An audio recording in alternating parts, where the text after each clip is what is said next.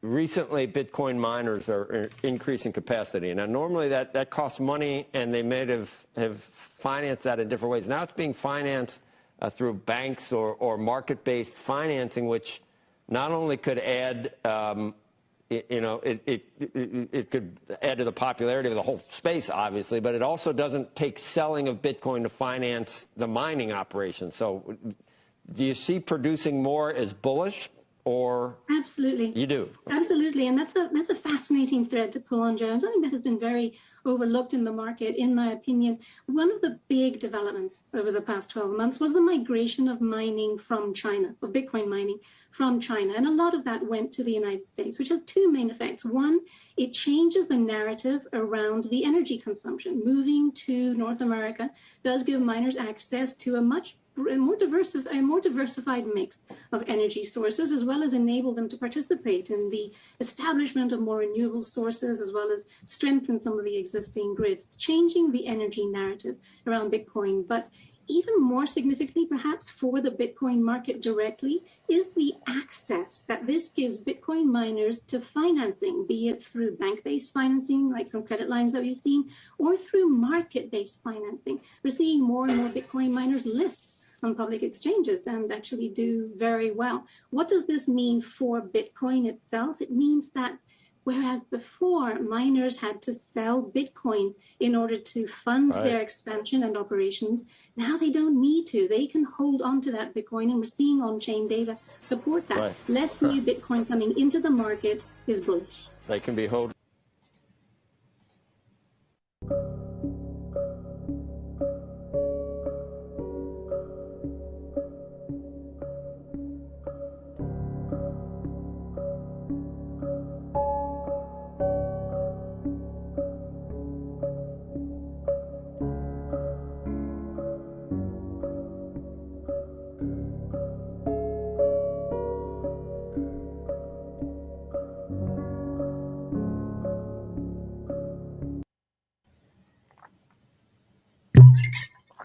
Happy Bitcoin Tuesday, freaks. It's your boy Odell here for Citadel Dispatch 49. I know it's been a few weeks since our last dispatch. Hope you guys enjoyed your holidays with friends and family. Focus on what's really important out there. Get your priorities in order. I know I sure did. I'm really excited about this show. I've been excited since last year. So let's get right to it. Citadel Dispatch is an interactive live show about Bitcoin distributed systems, privacy, and open source software. As always, I want to thank the Ride or Die freaks who continue to support this show, keeping it ad-free and sponsor-free and focused purely on actionable Bitcoin discussion. And also, as always, a huge shout out to the Ride or Die freaks who join us for the live shows and participate in the live chat, whether that's through Twitter, Twitch, or YouTube. Reminder, it is also posted after the fact to our podcast feed and to bitcointv.com. I know some of you freaks want live streaming on bitcointv.com. It is coming. The functionality is already there. I need to iron out some kinks, so I leave it disabled for now, but it will be coming soon in this new year. You can support the show via... I spent 2 weeks off and I ruined my show a little bit. You can support the show at citadeldispatch.com using Bitcoin, whether that's Lightning or on-chain using a Paynim. Or what a lot of freaks like doing is you can support it through Podcasting 2.0 apps. My favorite two is Fountain Podcasts and Breeze Wallet. You simply download the app through the App Store, load it up with some sats, search Citadel Dispatch, click that subscribe button, and you can stream sats directly to my node as you listen. I literally go to my node and it's just every day of the week, I just see, 1, 5, 10, 20, 30 sats coming in. And you literally see as people are listening because they're coming in per minute. It's really fucking cool. And I appreciate all the freaks out there who continue to support the show that way. With all that said, this is Citadel Dispatch 49. We have a focus on digital privacy tools and strategies with Henry from Tech Lore is Taken. I'm really excited about this one. How's it going, Henry? Really good here. You? Very good, very good. I have been looking forward to this conversation for quite some time. We've had it on both of our calendars. Um, I mean, before we get started, I just wanted to say I really do appreciate all your work. Um, you're an absolute legend, and you're a major asset to the space. So I hope all the freaks after this conversation go and check out all the resources you've built over there. Yeah, and I mean, same goes for you too. I mean, the stuff you put out is just incredibly good. So it goes both ways. So let's first start with. So I guess we talked a little bit about this before the show, but so you have TechLore, which is techlore.tech, which is your baby, and you got like a whole team there now. And then you have this new podcast that I'm really enjoying, the Surveillance Report. What else are you working on? Are you working on anything else in addition to that? No. So I have a big issue of overcommitting to projects. Yeah, me too. It's kind of a big deal. So actually, it's been toning things down over time. We used to do a lot more things, but now it really is just a majority of mostly a YouTube channel. It's also on Bitcoin TV as well, which is very exciting. And really, it's mostly just the main content. And then Surveillance Report is the new podcast as well. And everything is built for digital privacy and security and to pretty much educate people on how to take back their ownership of their data. And obviously, there's a lot of overlap with cryptocurrencies as well. Yeah, I mean, I was very excited to get you on BitcoinTV.com. I guess you had issues with your previous peer-to provider or something like that? Big transition over to privacy guides, and now they split into two projects. So we were kind of caught in that mix a little bit because we were on their PeerTube instance. It's kind of a messy situation, but it's all good. I feel that. Well, anyway, you found a welcome home over at Bitcoin TV, and we're very happy to have you. I think you add a lot to the content on that platform.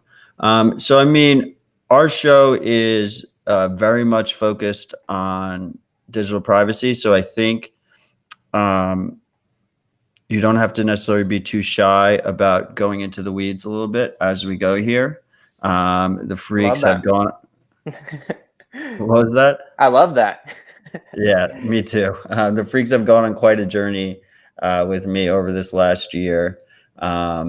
So they're predisposed to a lot of the topics that I think we're going to talk about. But every good privacy conversation starts with the age-old question, which is, why is privacy important to you, and why should everyone else care? Are you asking the community or me? I'm asking you. Well, for me, I think first I discovered privacy mainly because I read The Art of Invisibility by Kevin Mitnick. Great book, great introduction to the privacy world. And I think that just the overwhelming amount of dystopian technologies that were found in that book, it's already an outdated book, was just unfathomable.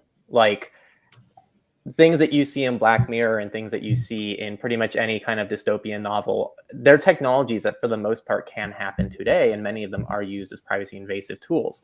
And I'm sure this will resonate with the crypto community, but many of you want control over finances as well as your life. And I think that carries over to data. And ultimately, I think privacy is just control over data. You get to choose what you want to share with the world. I don't necessarily believe everyone needs to be perfectly private, but if you're able to choose what you're sharing with the world, then I consider that an overall win for a lot of people. 100%. I mean, in the Cypherpunk manifesto, I think there's a really clear delineation there where like privacy is not secrecy. It's the ability to selectively reveal yourself to the world. And I think a lot of people tend to fall down that hole, which is like, I'm not going to ever obtain 100% secrecy, so there's no reason for me to try. But really, there's a bunch of different shades of gray there, and you really want to have control over where you basically end up in that process, right? Exactly. And it's funny because a lot of people who do say that, like, oh, I have nothing to hide or I can't achieve perfect secrecy, you know that in real life, if they're talking to a stranger, they're not sharing every little personal detail about themselves. But the moment that it goes into the digital realm, we don't care if we're pretty much seeing the equivalent of that with companies, governments, and everyone in between. It's just interesting. And I mean, I think I had this conversation. So you were on Seth's great podcast, Opt Out. I also joined him on there, and I had an interesting conversation with him because, and I mean, you're in the same boat. I mean, the three of us are relatively public figures that talk about privacy, and I imagine you get a lot of hate about people saying, well, you shouldn't be talking. If you really cared about privacy, you wouldn't be talking about it publicly. I mean, I've seen your face on a million YouTube videos, quite good YouTube videos. How do you counter that when people bring that up? Yeah, well, it's funny because I've gotten a lot better at answering that question over the years. I think a few years ago, it was a very common YouTube comment, like, LOL, you're talking about privacy and deleting Google, but did you know that YouTube is owned by Google? Laughing emojis. And it's like, yeah, we're very much aware. It's all about a threat model. It's all about choosing what you want to share with the world. It's unfortunate because I didn't know Techler was going to become a big thing when I first did it. And if I could go back in time, I wouldn't have shown my face. So it's actually one of the things that is both a blessing and a curse, because I think the face adds familiarity. I think people feel more comfortable with the content. It makes privacy more presentable. Because when you're someone who's hiding behind just a screen, it in some ways does make you less of a presentable person. So there is those pros, but again, it's not a sacrifice I'd probably make again. But it's something that I can work with. I'm able to hide aspects of my life that I don't want to share. I'm able to pretty much share with the world what I want to be shared because I'm able to follow my threat model and take proper precautions in the meantime. So really, like, what we do is exactly what we preach, which is we let the world decide what they want to share. And yeah, that's the best answer I have for that. Well said. I mean, I think that I think exposing my face was my biggest regret as well. Yeah, we have this guy in the comments, Radix Rat, mentioning a full body green suit. Our boy Gigi, do you know Gigi? He's in the Bitcoin community. I do not. Gigi's a fucking legend. He's one of my really good friends. And he is also very focused on privacy. And he's been doing a bunch of videos lately, and he wears a full green bodysuit so that he can green screen whatever face or images he wants on his body. And he's actually presented live in person that way as well. So for a while, like, I kind of justified my me self-doxing my face as a necessary evil to basically try and further education and whatnot. And also, like you, like, I just didn't expect my content to blow up as much, and I wasn't really thinking about it clearly enough. And then Gigi just comes around and just shows that it's possible. He just goes out there and just wears the full green suit. It's definitely a good move. I'm with you there. If I could go back, I probably wouldn't have shown my face, but it does come with pros. The thing with the green suit, and this is kind of a side tangent, but it's interesting because the face is something that's so, I guess, unique to us as humans. Like, we think of a face as the definition of exposing sensitive information. But there's some people, I don't mind naming them, but like the Hated One, I think it's a great channel. He'll show his hands in some videos. And I'm thinking, well, what if in 10 years a hand is enough to identify someone? So it's just interesting. They've gotten some people that way. There was it was a drug dealer or a terrorist or you know, some type of criminal that they got because he was taking like photos of his product, and I think they pulled the fingerprints off the HD photo. Yep. And there was a study done, this was many years ago, probably at least 5 years ago, that just a thumbs up in a selfie is enough to get your fingerprint, depending on the quality of the image. So yeah, it's just interesting because there is a face, but there's also many other things. So I'd also ask, I guess, how well the green suit idea would hold up in the meantime. Yeah, well, I mean, the green suit's been holding up so far, but I guess he's stress testing the privacy protections of the green suit for us in real time. Absolutely, I love that for him. I mean, look, this is one of the reasons why. So, like, my other show, Rabbit Hole Recap, um, we do a live video stream and with our faces. And one of the reasons that Dispatch is like an audio video hybrid is so that I make sure that my guests don't feel pressured into. I feel like we should kind of, as like an industry almost, especially with all the lockdowns and stuff that happened around COVID, I feel like there was a major push towards digital media. And I feel like content just automatically does better if you actually have a face there, like you said. Dispatch was one of the ways of kind of like playing with the format so that it is an audio only show in terms of participants, but there's still a video interaction with this live chat and whatnot. I like that. It's definitely a little bit of a rebellious take on it. Yeah, I mean, it's. Let me put it this way: it's a topic I think about all the time. Some mornings I wake up and I'm like, "You're a fucking idiot! Like, why'd you ever go public about privacy?" And then other times I'm like, "What else would be better to do with your life than this?" And most of the time, it's the latter. So that is the good news here. That's very relatable. So one of the things I really like about your channel is you don't really, or just your work in general, you have a very broad demographic. You have videos and guides that are very accessible to people that aren't necessarily very technically savvy. And then you have guides and content that are for more savvy individuals. Like I would say, I mean, the surveillance report to me is like, I'm the demographic for that. And like maybe some of my ride or die listeners are the demographic of that.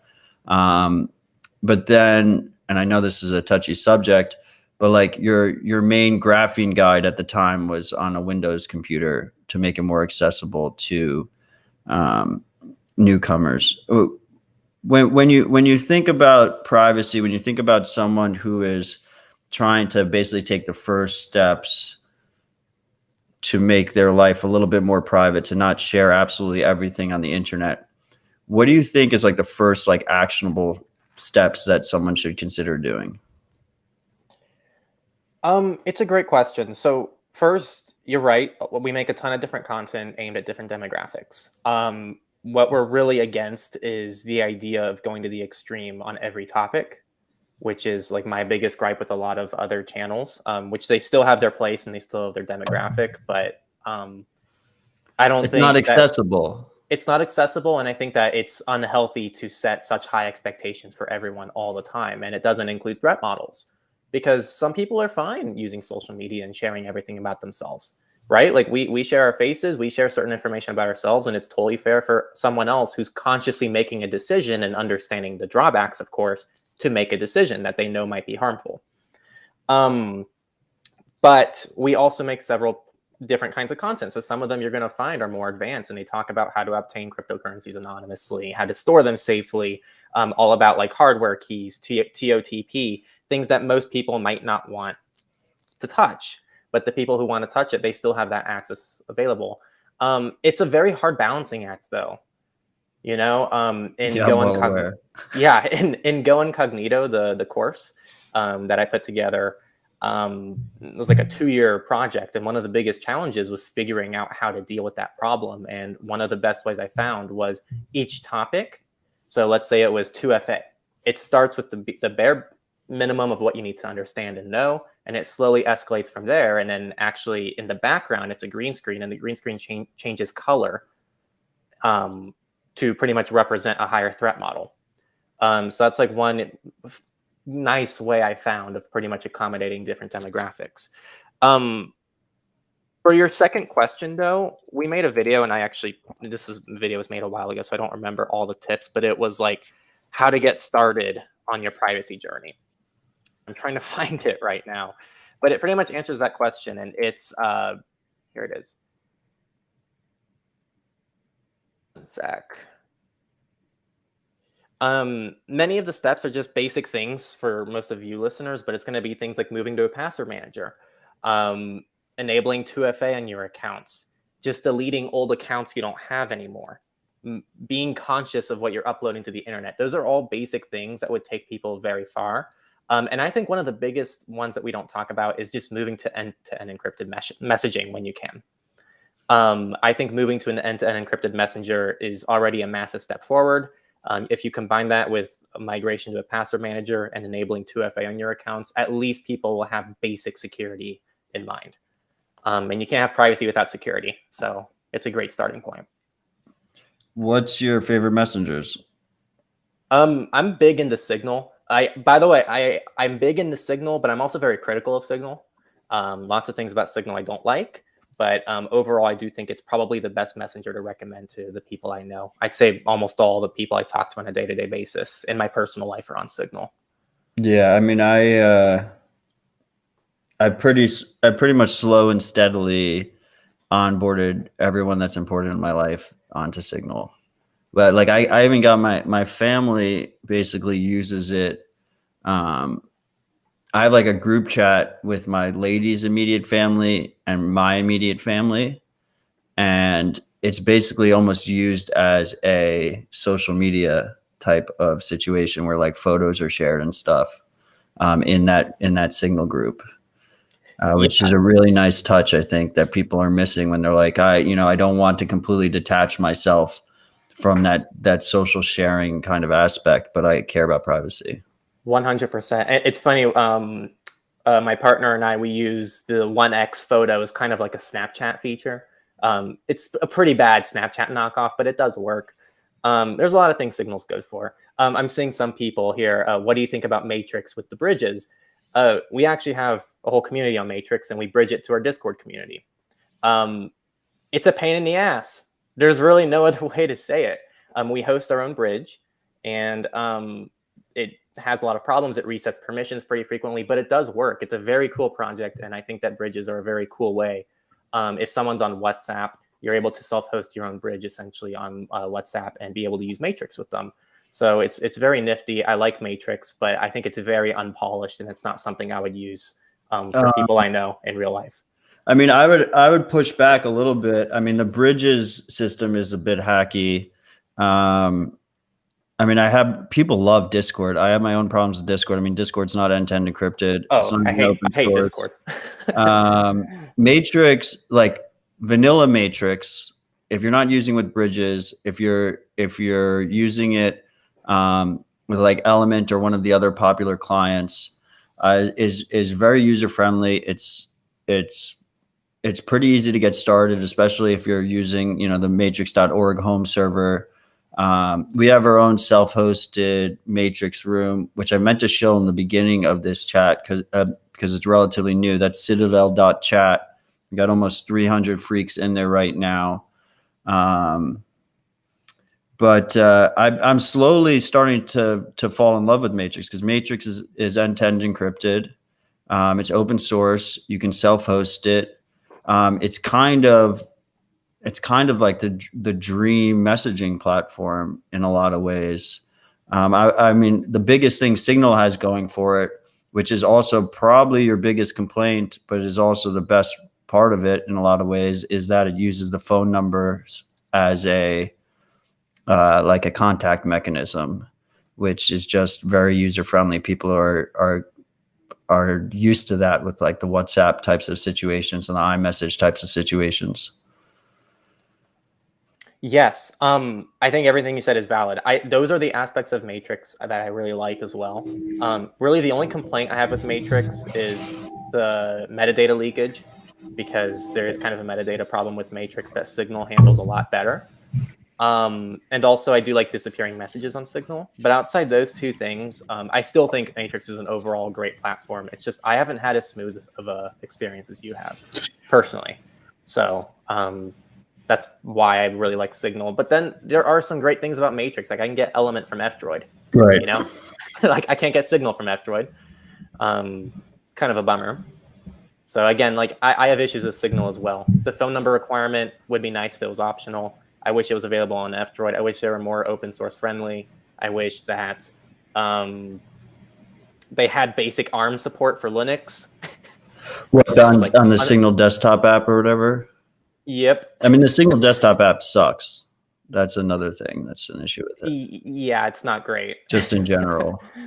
Yeah. And even just like how it's basically using your phone as a relay for the, like, I don't think you can use it. If your phone is off, I don't think you get messages on the desktop client. Yep. The only project that people should be aware of that I think really trumps everything else in regards to privacy, security, and anonymity is Briar, BRIAR. It's onion routed. It's only available on Android, and it's peer-to-peer. Fantastic project. It's like optionally peer-to-peer, right? I believe so, but like if I mean, there was all the stories that in like China, like it got censored, so then you can use like their Bluetooth Wi-Fi to just automatically, like almost like a mesh net type of situation, right? You can, but I'm pretty sure it's peer-to-peer no matter what. I don't think there's any central service because everything's onion routed. But I mean, it's not purely mesh. Like if you're in the Western world, like I downloaded Briar, and like I could chat with people on the other side of the world. But in like a worst case scenario, one of the cool aspects of Briar is that if you could have like no cell reception and still use Briar, if there's people that use Briar that are near you, right?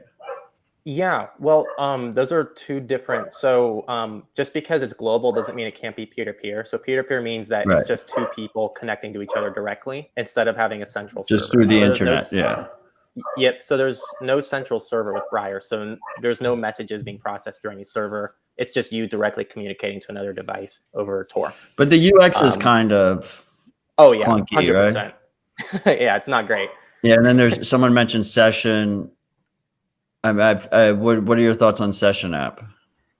I feel like it needs work. Yeah. Polish wise, I've used Session. Actually, Nathan from the surveillance report interviewed a team member from Session, Jeffrey Keys, I believe. And overall, I think it's a really promising project. I think it's great how they're going for a completely easy sign up. You just download the app, open it, and you can chat. There's no phone number, email, nothing. Right. But it does have some Threema in that way, right? Like they give you like a code, and then you share with the code. What do you think about Threema? I like it, but I can't convince. It's already hard enough to convince people to use a new messenger, not to mention pay for. Well, I have like 7 messengers on my phone. Yeah, I mean, the pay model is definitely friction, especially if you're using something like Calyx, where you can't even like pay for it through the App Store because there is no Google Play Store on Calyx or Graphene or something like that. So you have to go and, I mean, they accept Bitcoin. You can pay with Bitcoin or credit card. But most of my conversations were at Threema.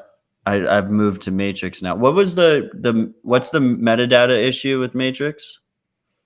Pretty much whatever home server you're connected to can collect whatever it wants about you. That's kind of the issue with the decentralized model of Matrix. Right. So if you're part of matrix.org, matrix.org is able to collect most metadata on whatever's happening. But if you're in end-to-end encrypted rooms, they can't actually get what the conversations that are happening inside the rooms. Yeah, not the conversations, but I mean, when you're talking, who's talking is still accessible data, which is the problem. What rooms you're in. Yep. Now, this can be mitigated because on Matrix, you can just self-host your own home server. And that way you can assure that everything that's happening on it is owned by you. So that's kind of the awesome thing and the sucky thing about decentralized models. It's the same issue with XMPP. Right. Because whatever's happening on that server is controlled by the person who owns it. And even if you're running your own, Matrix server, you can still chat with everyone that's on the other Matrix servers. Yep, exactly. But obviously, you might be unwittingly leaking metadata to their servers if they're communicating with you. Yep. And we have a freak who's asking, how do we know these messenger chat apps are not spook apps like Anom? Well, the number one thing is to be using open source software so that you or other people can verify the code.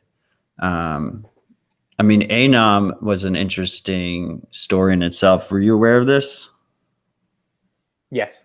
I mean, it was a messenger that I had never heard of until after they arrested everybody.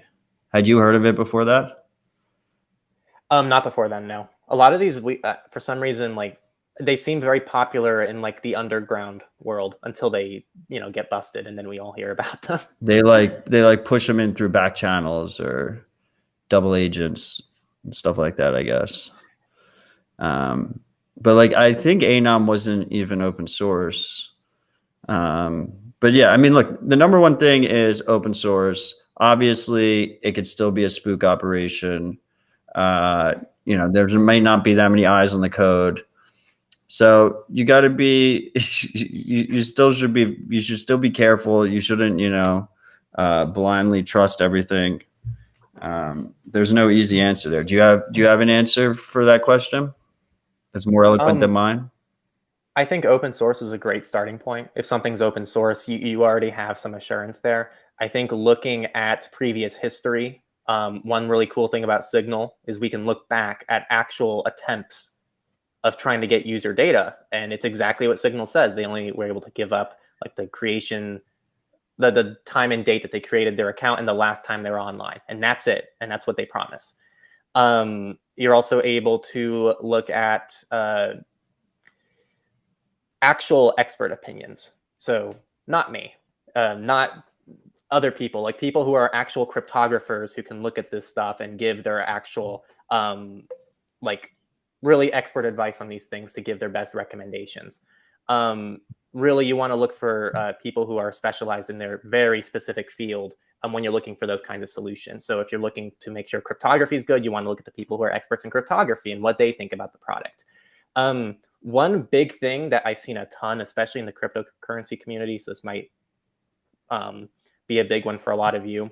There's a lot of services that are very similar to ANOM that Matt brought up, where pretty much you can get this messenger. It's completely off the grid, completely anonymous. And the other big one is an iPhone. It's like an iPhone. I think Skyphones is something similar, where they ship you an iPhone that's completely hardened and unhackable, and they make all these massive claims.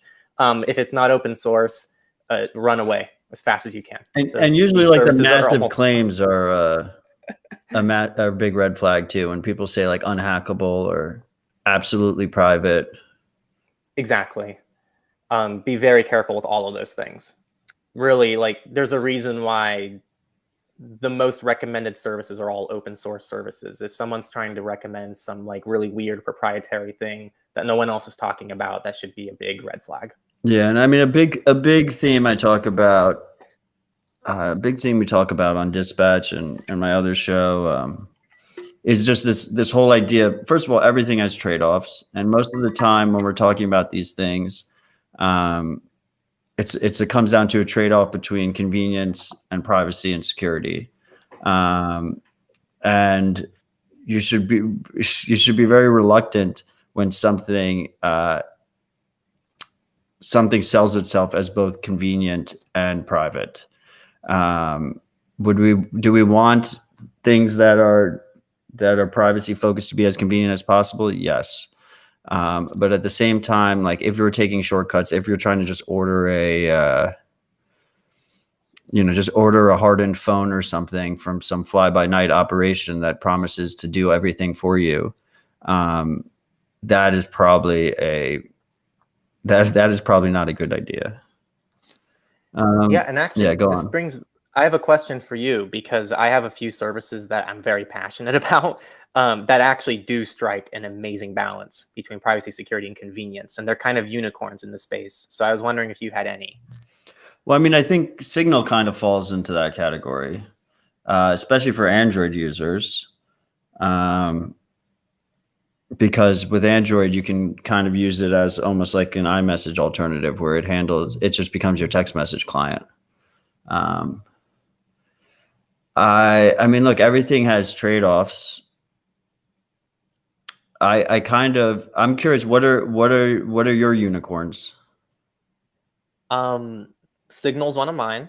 I especially agree on the Android front, because like right now, if I open Signal, I can send a message to all of my contacts through Signal, through my SIM card, or through Silent Link, which is just incredible. And then I really like Brave and Tor browser, which is a little bit unpopular on the Brave front, especially probably in the crypto world. I just turn off all the crypto stuff in Brave personally because I'm not a big fan of Brave rewards. But I think the Tor browser in Brave, it's just download and go. What worries me about Brave is I just feel like there's not many eyeballs on that project. Tor browser, I would say, kind of fits that bill. I mean, the question is how you feel about the word convenience, right? Because obviously Tor is really slow. And then there's a whole trade-off of, I mean, there's certain websites that are just going to break if you try and access them through Tor. Yep. Thinking like banking websites and stock websites and stuff like that. But they've done a really good job at Tor browser. I mean, I have a lot of issues with how the Tor project is run. I have a lot of appreciation for them though. And they've done a good job. They've done a good job with the Tor browser. I know it's difficult. I mean, a lot of times it comes down to defaults, right? I mean, I think Brave has pretty good defaults. I mean, I don't use it personally. They had some kind of, I think it was like a couple months ago, they had something that was really bad. That like slipped through the cracks, even though it was open source, because there weren't that many eyeballs. I forget what it was though. And that kind of rubbed me the wrong way.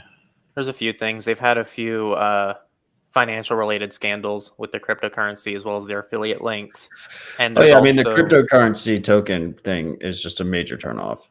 Yeah, I think that's most people's turnoffs from Brave. But you can disable it, but it's still like, okay, I'm using a product by a team that thinks that's fine. So, yep. So like you question their decision making and their motives. I mean, Signal gets a lot of that shit too, because Signal just added their own token. So annoying. Who like I have a lot of respect for him, but Moxie the creator of Signal, is like heavily involved in that token project, and then they integrated the token, and he just constantly pretends like it's not affiliated with Signal at all. And it's like, yeah, we know it's not affiliated with Signal. It's affiliated with you, and you're affiliated with Signal. I really like Pop OS. The Linux distro. Mm-hmm. I think they strike a really good balance. I don't know if I'd go as far as call it a unicorn, but I think it actually makes Linux very user-friendly and accessible with pretty sane defaults. So I'm pretty happy about that. I mean, I love Calyx. I know you like Calyx a lot. I think Calyx strikes a pretty good balance. Yeah, those are good ones. So, I mean, you kind of piqued my interest because you mentioned when we were talking earlier, you were talking about one of the things about Signal is they have these court cases where they've shown that they can't give over information. And a space that is very ripe with scams and requires a lot of trust from their users to the provider is the hosted VPN space. Hosted VPNs are a massively useful tool for privacy.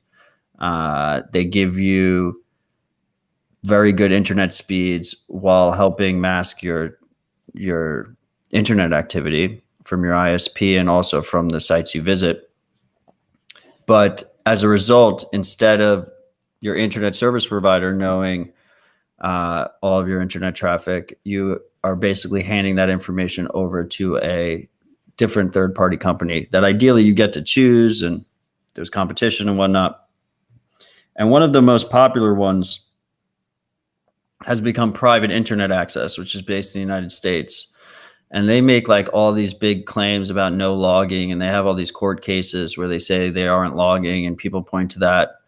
But I just can't get it out of my head that it's a that it's a massive honeypot, and that, I mean, all VPN providers are honeypots, but that it's actually a active honeypot where they are tracking users, partially because they're based in the US and also because some people on their team have really sketchy backstories. How do you circle that square? Yeah. So first, what you're saying about VPNs is very accurate. It's a very iffy industry. And actually, we have open source VPN tools on our site that hope to at least offer some kind of resource for these. PIA's kind of, so I'm going to get subjective here. A lot of our tools are objective. They're meant to be open source, but I'm going to give my thoughts on PIA here. First off, those court cases, I believe, are from 2013, based on memory. They're from a long time ago. What really does rub me the wrong way, outside of the terrible history and also their recent purchase by Cape. Cape is a malware. They used to produce malware, and now they bought out PIA.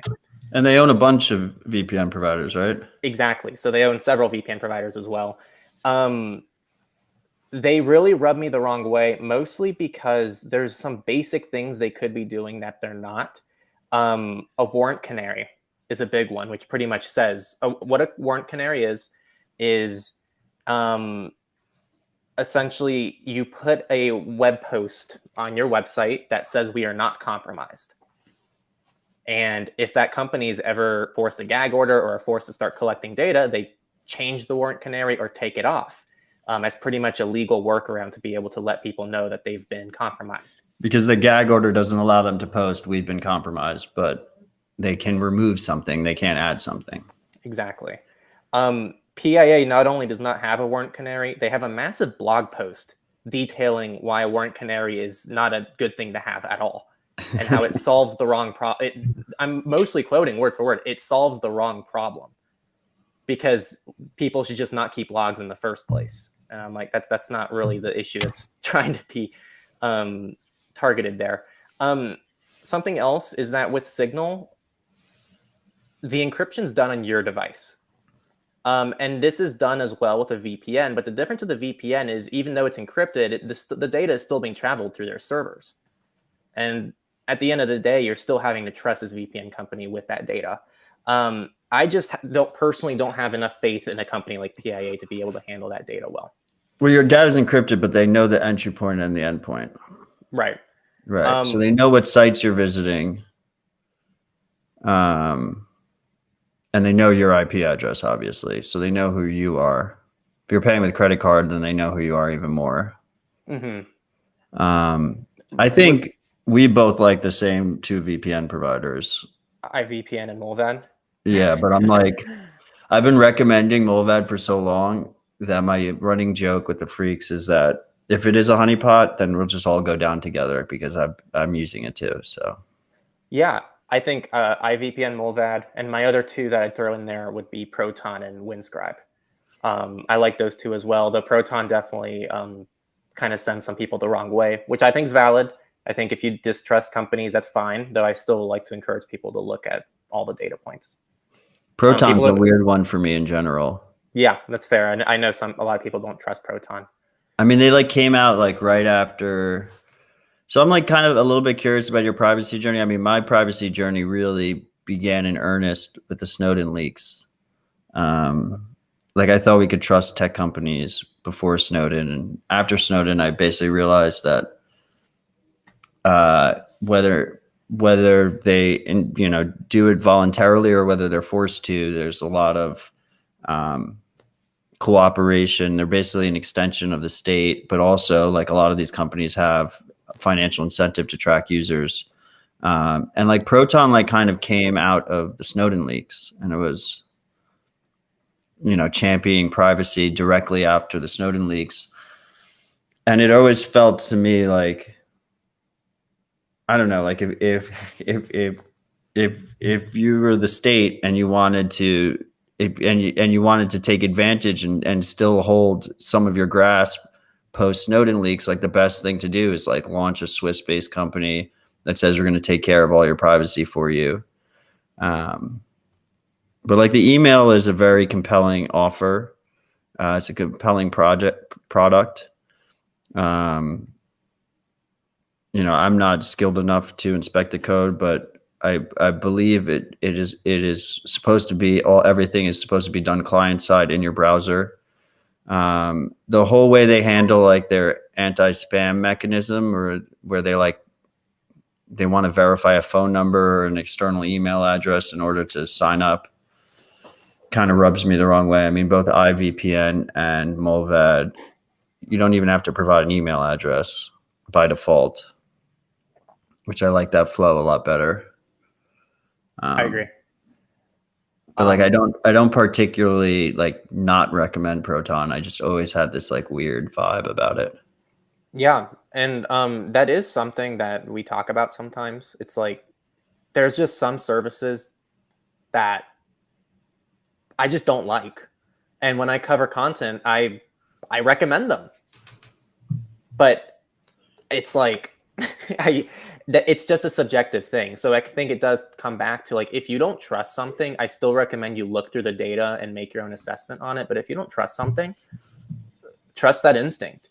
To some extent, I think be aware that it is just a feeling, but I don't know. I say like to some extent, it's fine to act on that. Personally, I trust Proton. Our whole team uses Proton. I use Proton in my personal life. I think their password protected emails to external contacts is just phenomenal, because even someone who doesn't have Proton or doesn't use PGP, they can still get an encrypted email. That's end-to-end encrypted.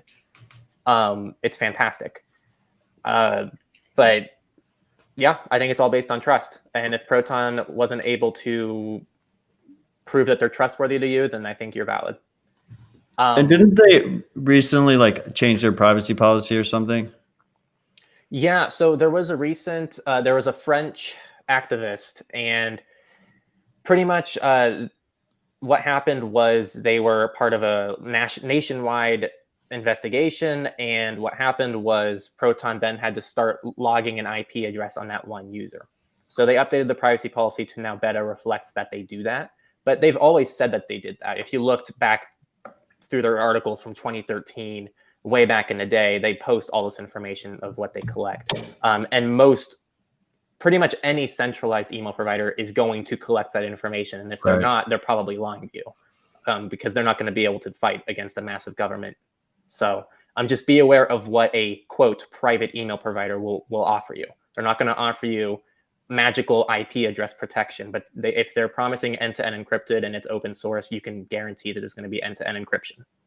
Right, but which is why it's important to couple that with a VPN, so you're not leaking your IP address to them or Tor. But if you're using their VPN, it kind of defeats that purpose. It's funny because they argue otherwise, which I'm kind of iffy on. I don't think that would fly, but they actually argue otherwise because they say their VPN is handled differently and they wouldn't be able to do anything there. That's what they're saying. But that sounds like a bullshit. Don't shoot the messenger. Right? Yeah, it does sound like bullshit to me. We're gonna shoot you. We're shooting you live on Dispatch. Just real quick, someone asked about TorGuard. I think you can do better. Personally, I think you should have higher standards for the privacy and security of your VPN. Same goes with NordVPN. Nord is horrible. Nord has a horrible track record. Nobody should use Nord. I'll go just say that. I really would stick to like iVPN and Molvad if privacy and security is your absolute goal. And I think Proton and Windscribe are great alternative options as well. I used to like Bole a lot. Did Bole cross your radar ever? Bole Never heard of it. No. I mean, I haven't used it in years, so don't count this as a recommendation, freaks. But before I discovered Molvad, I liked Bole. I think they were based in Singapore. Anyway, so, I mean, look, the VPN question is not an easy question, and it's a perfect example to me in the privacy world, the digital privacy world, about trying to measure trade-offs and measuring it against your threat model and trying to make a decision yourself. Because it is a topic that you could literally dedicate hours to talking about, days, with tons of nuance. And then at the end of the day, like a lot of it just comes down to reputation. So where do we go next? Do you, Oh, someone asked in the comments about LibreWolf browser. Have you ever heard of that? Yeah, LibreWolf essentially is Firefox. Well, do you want me to explain it, or do you just want my thoughts? Sorry, I No, don't know. explain it. Explain it and then give us your thoughts. Okay, LibreWolf is pretty much an open source. Firefox is open source, so LibreWolf took Firefox and forked it, and they pretty much applied some out-of-the-box patches to it to make it more private and secure out of the box. So they disable some of the analytics and telemetry collected by Mozilla, and they also, I think, pre-install uBlock Origin, and they modify some. I think they modify some of. It's not flags. It's the about config menu for Firefox. But yeah, personally, I don't see a need for it. I personally just like using Firefox if I'm going to use Firefox. But I think that if you just want kind of a Brave-esque alternative to Firefox, which is just like out of the box, ready to go, I think that's probably your best bet. Something like Libre. But it sounds like for your daily driver, you use Brave. Yes, I use Brave and I use Tor browser for pretty much everything. Those are my two favorites. And you don't use like that built-in Tor feature on Brave, right? What was that? That built-in Tor feature on Brave? Very rarely. I wouldn't trust that for anonymity, like the same anonymity you'd get from the Tor browser, because Right. the Tor browser is built from the ground up to make you anonymous. Brave won't do that. Brave just essentially masks your IP address.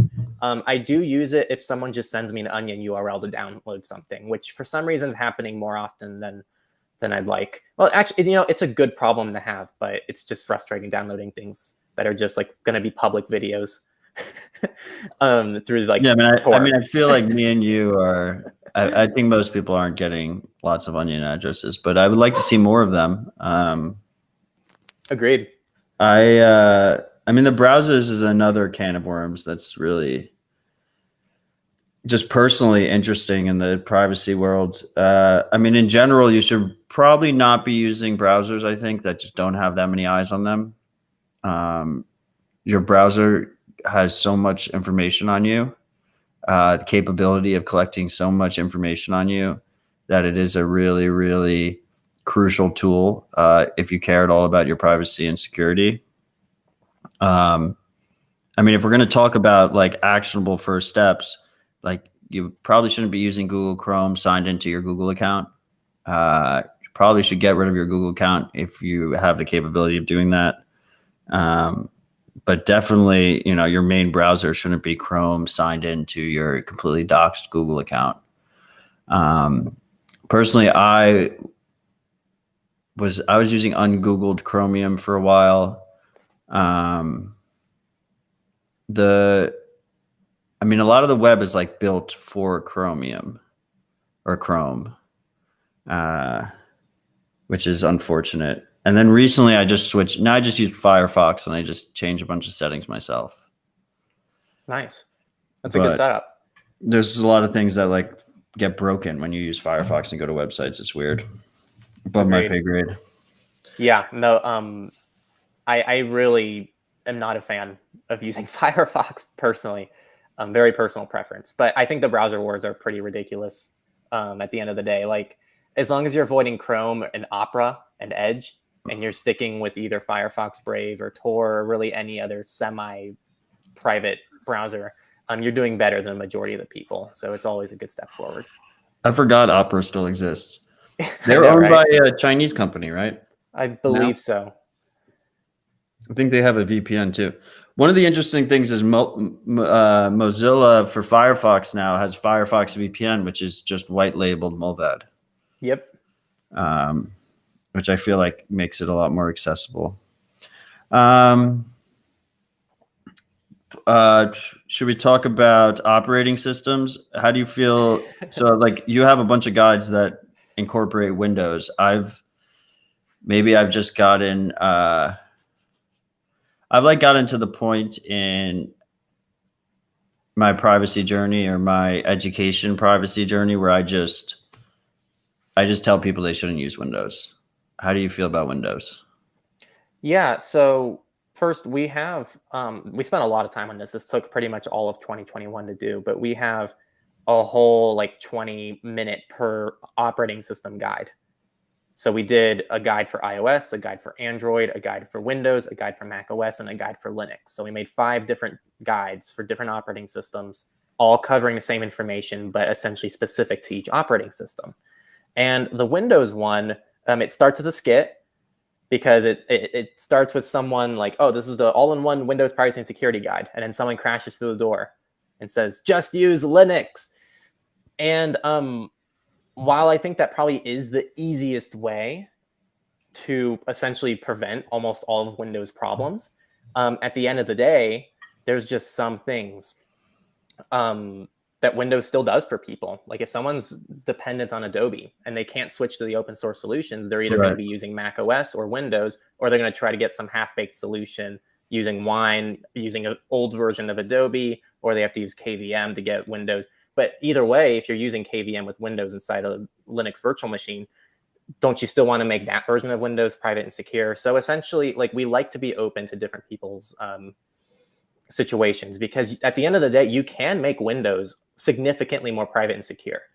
And just because you can't make it perfect doesn't mean that we shouldn't like cater to that audience at all. But in that, well, that's what I appreciate you about you guys. But I mean, to me, Windows is just spyware at the OS level. Agreed. I don't even. Yeah, and like, so we talk about that too in the guide. At the end, we're like, hey, we did a ton. We might have made Windows 80% better, but at the end of the day, there's still like the following things you can't do.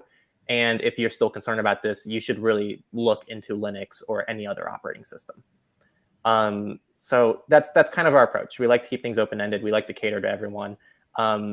It's definitely easier though sometimes to just go use Linux, because sometimes there's someone who's fully capable of using Linux, but they're a little bit intimidated by it, and I go try it out. Or if anything, I think the under discussed option, which definitely gets a lot of hate, I'd rather people be using a MacBook than Windows. Yeah, I mean, that's where I land on it. Like, I mean, the other thing about Linux, I mean, there's obviously a learning curve. I think Pop! OS does a pretty good job bridging that learning curve, but if you don't know what you're doing, it can be more dangerous than if you're using OS X, if you're using a MacBook. I also would say, like, if you need to use something that is Windows specific, if you have work related things or something like that, like, you can have a dedicated machine just for that. I mean, it's still useful that you have your guides to harden that machine as much as possible. But a lot of our conversations end up, what we see in the Bitcoin world, and I've seen this on my own personal journey, is, Bitcoin is a purely digital bearer asset. So all of a sudden there's this direct financial reason why you want to take digital privacy and security safely. And that's because you're managing these secrets, these private keys that if they're taken, you lose your Bitcoin. So when I have people come to me and they're saying, I'm trying to do this Bitcoin thing or this Bitcoin thing on a Windows machine, I'm like, man, you just got to get another computer, and it's either got to be, ideally you flash Linux on it and you put Pop! OS on it. But even if it's a MacBook, you got to just have a dedicated machine that's not Windows, and use that, because you're just starting off on the wrong foot if you're trying to secure these secrets on Windows. Agreed. I think that for sure, for certain threat models and for people who really want to start on the right foot, starting on Windows is incredibly challenging to do. And I think that having separate devices is a great solution. And there's other solutions too, like those virtual machines. There's dual booting. Dual booting is a really nice one. And you can add different devices. There's more extravagant solutions, but those are all great solutions as well. Yeah, I mean, the problem with dual booting for me was always, like, one of the things that I always really liked about Linux is, like, if you fuck something up, like, as long as you have the important files backed up, you can just start fresh again. True. I feel like when you're dual booting, it's messy. And you're entering like all these BIOS issues and stuff like that, and it kind of complicates things. I agree. That like $500 to buy a dedicated machine kind of solve. But totally agreed. Yeah, it's always a battle of trying to decrease your attack surface, increase convenience, make it a little bit less shoot yourself in the foot capability there, where you fuck yourself over. Have you ever used live operating systems before? Oh, I love Tails. Tails, I feel like is there's a unicorn. Agreed. Tails is fantastic, and for the Bitcoiner crowd, they have Electrum built in, so you don't even have to download additional software in order to use Bitcoin with it. Yeah, it has KeyPass as well out of the box, which is really Yeah, cool. I love KeyPass. That's a good next topic, password management. Before we get there, I feel like Tails. Let's just talk about Tails for a little bit longer. Tails used to be easier to use, but now I feel like a lot of the modern computers, like they have all these different like quote unquote secure features that like make it difficult to boot from the drive. Have you noticed that?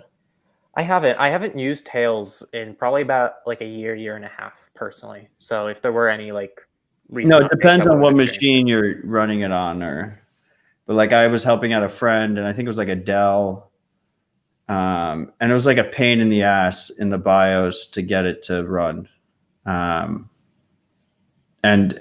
because they had some kind of secure element that was like verifying what was running, they like made it, under the guise of security, they were really just trying to make it difficult for you to run Linux off of a USB drive. And I have no idea. I'm not really familiar with how it works on Mac. Are you?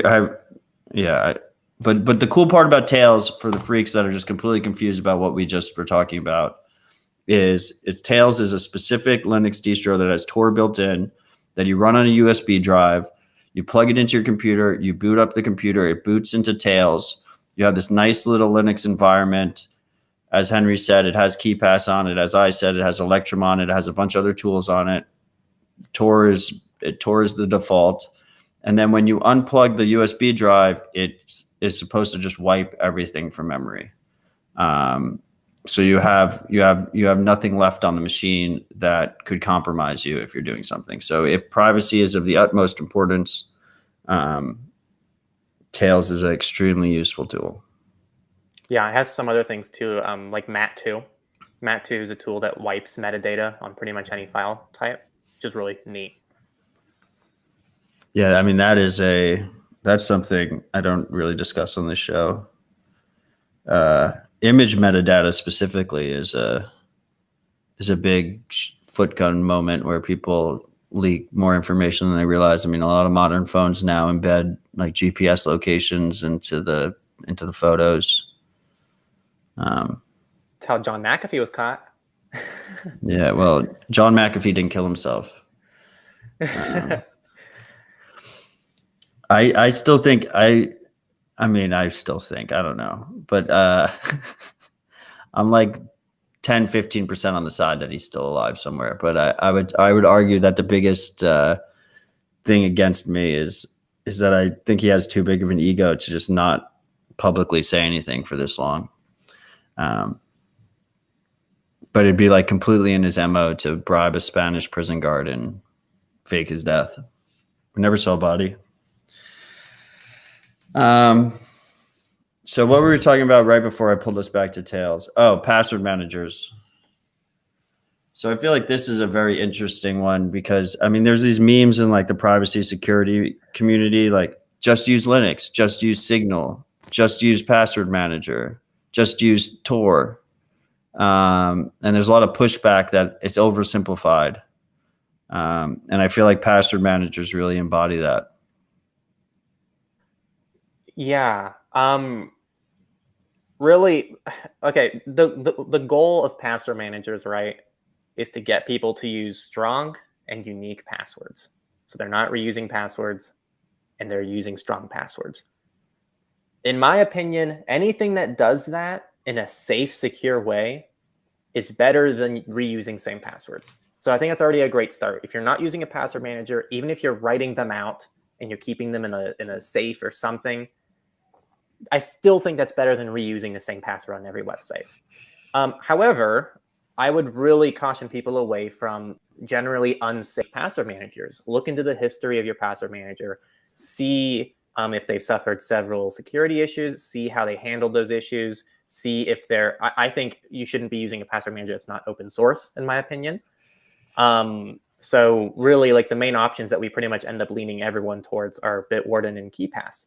So Bitwarden is cloud-based, like a traditional password manager, but everything's open source and you can self-host it yourself if you wanted to. KeePass is completely offline by default, and it's all open source, and it's probably one of the most secure ways to go in regards to password management. But the problem is it's a little bit less noob friendly. It's clunky because you have to actually either, I mean, if you keep it completely offline, you have to type out the password yourself. Yeah. Though actually, I discovered this feature way too late, but KeePass XC has an auto sync feature. So you can pretty much give it 2 KeePass documents and it'll sync them into one. It'll merge them together. So like my phone is offline and my computer is offline. They have their own password managers. I can pretty much combine them and it'll sync everything properly, which is really dope. To me, the unicorn product in the password management world is a notepad and a pen. That's fair. I just feel like it's just so simple.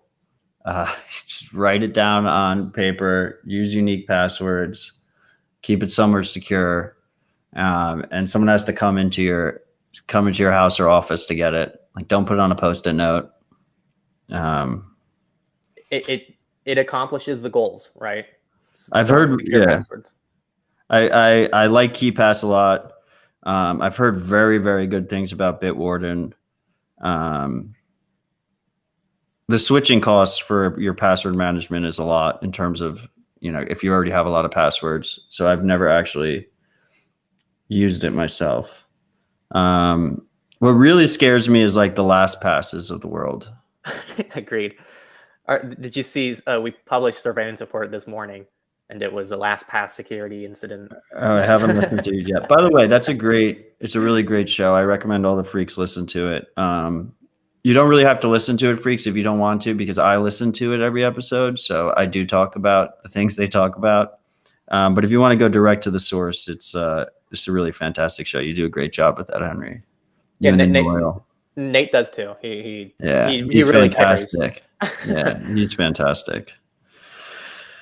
Yeah, I mean, LastPass is like a perfect example where it's like, I mean, talk about a honeypot. That's just, I mean, I don't even know. I mean, obviously you shouldn't reuse passwords, but like if all of your passwords are in LastPass, like literally you're just one compromise away from just having absolutely everything compromised. So I don't even know if that's I guess it's still an advantage over. I don't know. This is like a perfect example of us getting into the weeds. Like most people are just using horrible fucking passwords and they're reusing them over and over again. And they have them in their Apple Notes unencrypted. Super common. Yeah.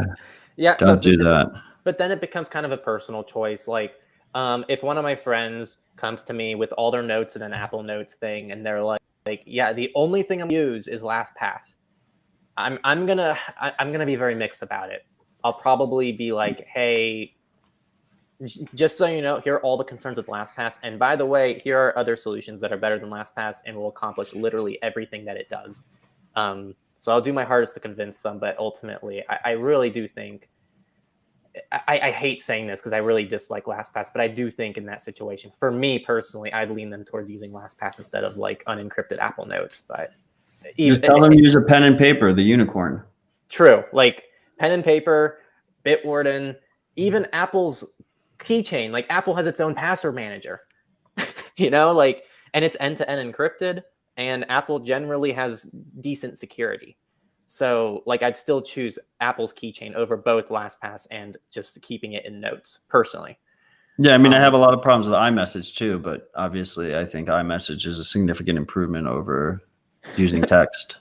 I like Jonah's comment. What really gets me are the people who have all their passwords in Apple Notes, and also their passwords are all basically the same weak one. Yep. Seen that many times. Yeah. It's good point by someone here. Apple keychain sucks to get out of. look at that too before you move to a password manager. Like how Well, hard all is of it to these do, leave? right? It's like the switching costs are massive. It depends. Like I think LastPass to Bitwarden is relatively straightforward.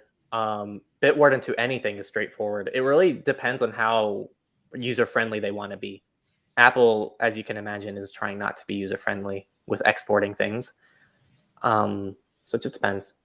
The way I kind of look at it is, and this is also, I wonder, I mean, you probably struggle with this too, is talking about privacy and security, but not like completely doxing your own setup and exposing how you do things is really difficult. I mean, I had one freak put me on the spot when I was drinking beers with him in person, and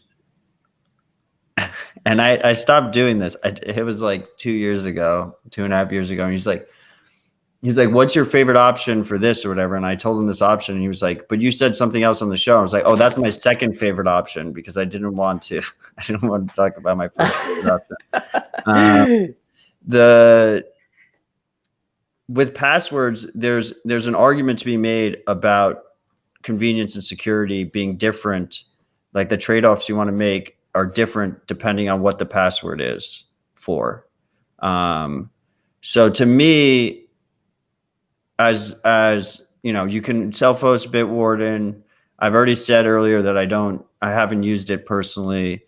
To me, my most secure passwords, things, I mean, first of all, you should be using multiple email addresses, but important email addresses, like important bank account information, like the really important stuff, I'm just a offline only kind of person. Like I think those things should be offline, and then you have other things that are maybe more easily accessible because you're not as worried if they do get compromised. Would you agree with that?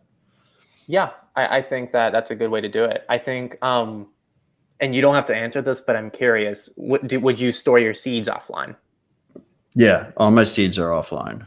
Got it. That makes sense.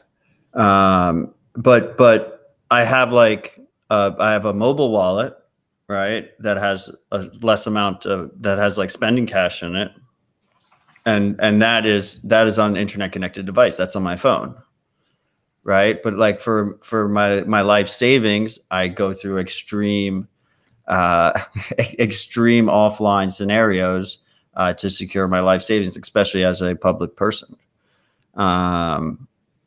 because the amount of improvement you can make, especially if you're not someone who can verify code themselves and check line by line what is running, the amount of improvement you can make by simply just keeping something offline, keeping a secret offline, is dramatic. Like it is significant. I mean, you're basically entering a situation where someone has to get physical access to whatever that secret is.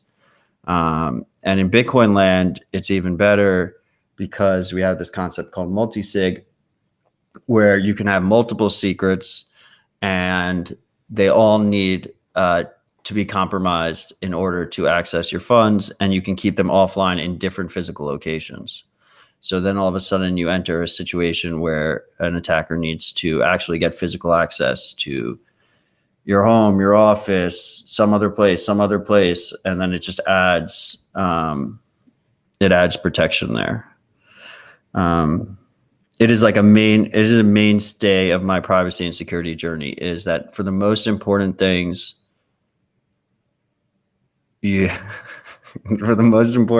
should try and keep them offline. I like that there's a freak accusing me of using Bitwarden and pretending I'm not using it. I want people to know. So we talked about VPNs, we talked about messaging apps, we talked about operating systems, we talked about password managers, talked about browsers. What should we talk about next?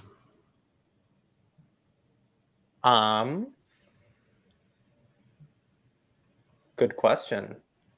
That really does sum up a good portion of the areas in the privacy. Oh, two-factor. Ooh, good one.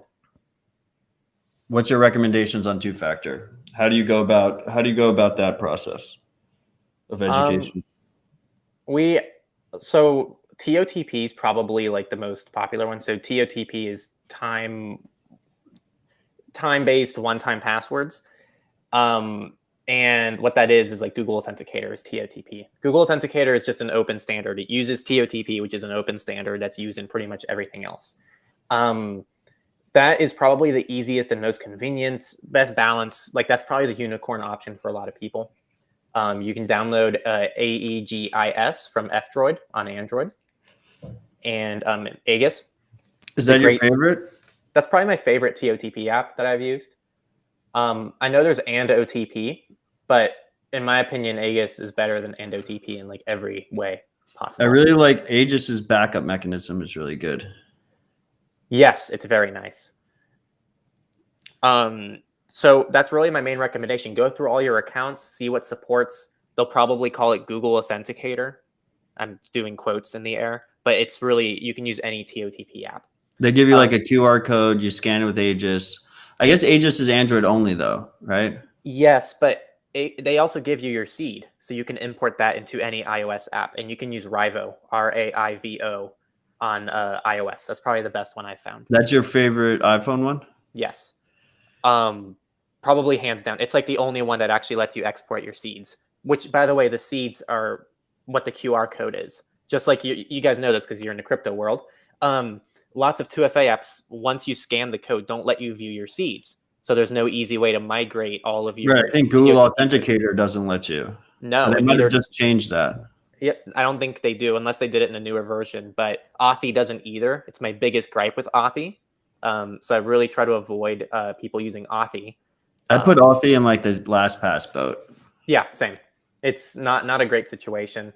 Now, someone's also bringing up physical 2FA devices. I've actually never used a hardware 2FA thing until the last like few months. YubiKey sent us a couple test units review, and so I've been using it the last couple months, and it's pretty nice.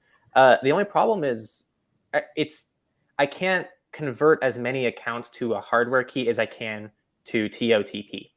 So I'm now probably going to have to use a combination of YubiKey and TOTP. Now the YubiKey does support TOTP. You can use your YubiKey to also support those codes, but it doesn't, to me, feel as clean of a solution. And I'm not a fan that it constantly is something I either have to keep track of or that constantly takes up a port on my laptop. Right. It's a physical device you plug into the USB port. Yep. So personally, I'm on team TOTP, but I think it's pretty much a non-negotiable that, generally speaking, hardware keys are more secure. But again, like we're talking like the top, because it's the same thing. It's the offline concept. Yep. Because most people will just have Aegis on their phone. They'll have a two-factor app on their phone, and that's obviously connected to the internet. But I personally think the hardware device is overkill for most people. You should already have a secure password on the account. And there's never, at least that I'm aware of, there hasn't been a real like sweeping compromise that has affected people that have used two-factor apps, even the bad ones. In general, attackers tend to go for the lowest hanging fruit. And that's the people that are not using secure passwords, that aren't using two-factor. Yeah. And like someone mentioned, well, a few things. One, someone corrected and said Google Authenticator does give you an export option. Yeah, I think they added it recently. So that's cool. I'm happy to see that. And someone else is saying TOTP 2FA isn't connected to the internet, and they're right. And that's kind of why, personally, I don't think there's a huge difference between a hardware. Well, if you have, I mean, if the app is doing what it's saying it's doing, and if it's open source, then you or someone else can verify it. Then True. It's not supposed to be connecting to the internet. True. Theoretically, you can have a spare Android phone or tablet that is running KeePass and is running Aegis that is never connected to the internet, and it will still work with your two-factor codes. And then you kind of get some of that you get that like air gap benefit, you get that offline benefit because you're just not connecting it to the internet, period.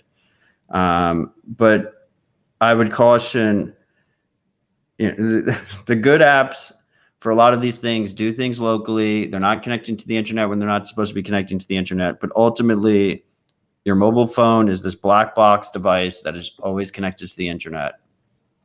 So I wouldn't necessarily assume that in your threat model. But all that said, I do think for the overwhelming majority of people, using a solid TOTP two-factor app is a massive improvement and is probably sufficient. I would add that, we talked about exporting, but a key element here of the good apps is that you can easily back up, because if you've ever been in a situation, people have gotten in this situation many times where they lose, if their phone breaks or something, if you lose those codes, you're going to have a really hard time accessing your accounts after that. So you want to have a backup so you can still access your important accounts without going through a massive customer service process. Because if you can circumvent the two-factor code through a customer service process, so can a malicious actor. So the good services are designed in a way that if you lose those two-factor codes, you're going to have a really bad time. So make sure that you can back them up. Absolutely. Just like backing up your seeds. Yeah, the way Aegis does it is really cool, because you can just back it up directly to a USB drive, never connect anything to the internet. They also have this option that is very familiar to Bitcoiners, in that they encrypt your backup, so you can actually just store it in any cloud service, even if it's untrusted cloud service, and then you write down the encryption code on your trusty pad and paper that you keep offline. Definitely. Which is a nice little balancing act there. Just wanted to add that Jonah brings up a really good point in the chat here. He pretty much is saying the main benefit of a hardware key are that they're unphishable, because with TOTP, you still have to enter the code, which could be used on a phishing site. True. Whereas with a hardware key, which uses FIDO2, FIDO2, it'll only access the legitimate domain. So it's a good phishing prevention. Ooh, that's a really good answer. Yeah. So that actually might change my opinion, because everyone gets phished. People get phished a lot, man.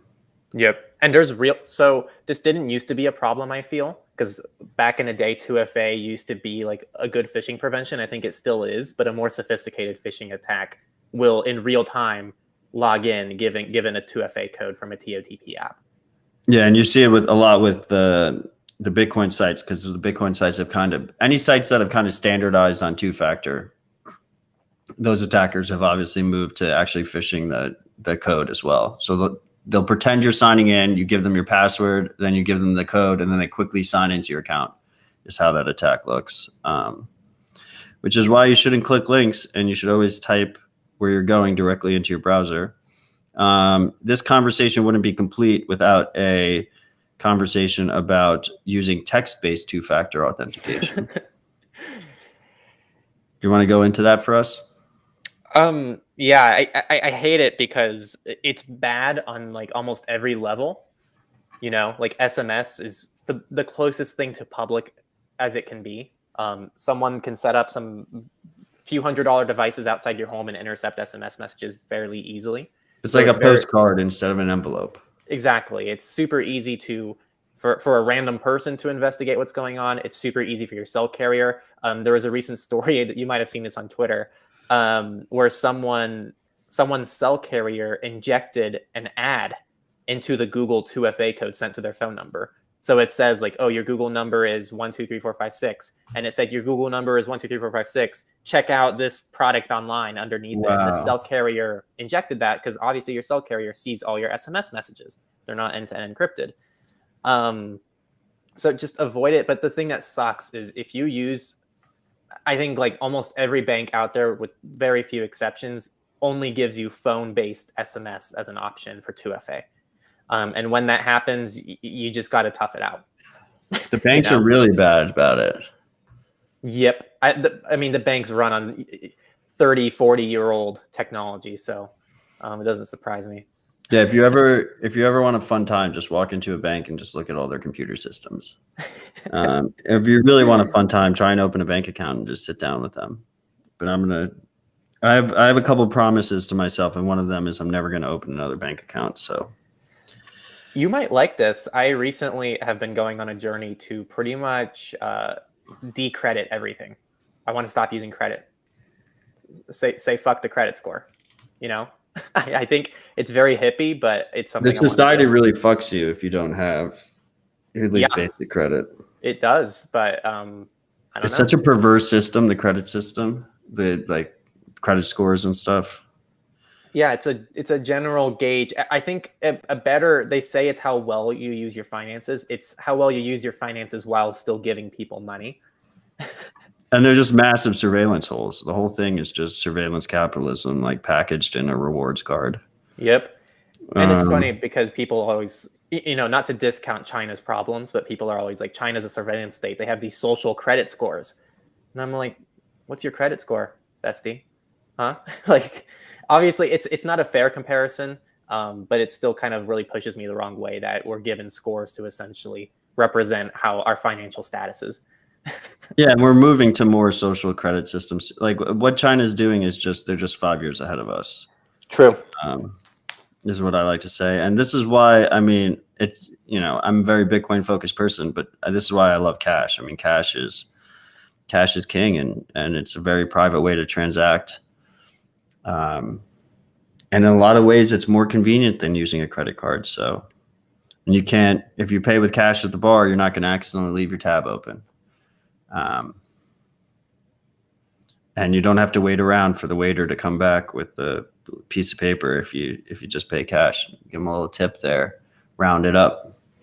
So what were we talking about? I just had so the other issue with SMS two-factor is it's also a way for these companies to harvest your phone number, which is basically used as a social identifier nowadays. It's almost used more than your social security number, but it's used in a similar way. And you really want to limit the amount of services that know your phone number and that know the same phone number. Ideally, you have multiple phone numbers. I mean, that's obviously a main issue of these SMS two factors as well, right? Yeah, definitely. This actually, I don't know why I'm thinking of this now. I was driving home. This was probably last week, and it was just a new perspective. So I just get random. It's like, shower thoughts. It's like driving thoughts. And this one was, I feel like the data points that we should be protecting the most are the ones that are the hardest to change and we're most invested in.